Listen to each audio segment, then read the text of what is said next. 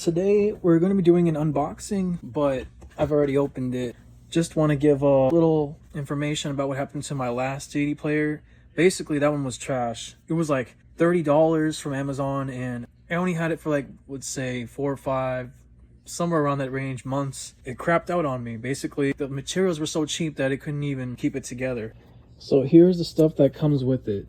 That's in the box. You get a little stupid instruction manual, and then you get, of course, the power cable, and it has no Bluetooth. It's only strictly radio and CDs. That's the reason I bought it. So this weird string out in the back, this is literally the radio antenna. I thought at first I can just cut it off, but if I do that, then, you know, I don't think the radio would ever work anymore. So yeah, I'm just gonna leave it sticking out like that. This is the power button. Now, I haven't messed with the radio yet. I think this is how you do it. Yep, I just turned the radio on with a simple click in the middle.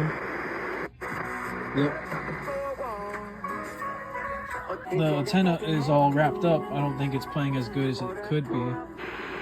Anyways, let me show y'all how loud this can get. Basically, it goes all the way from 1 to 30, I believe. So if we keep clicking it the right way, let's go ahead and turn this back on. When popping this thing open, it takes a bit, but let's go ahead and pop that CD in. Right there's that button.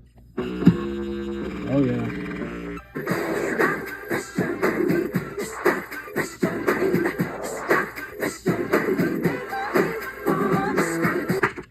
So now we're gonna test out the headphone jack and see how it goes.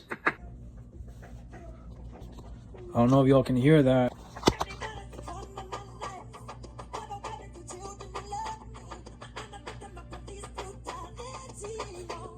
That sounds pretty decent even in the headphones. I'll let you guys know if this CD player holds up with time. Watch when I unplug it, it's gonna be really loud.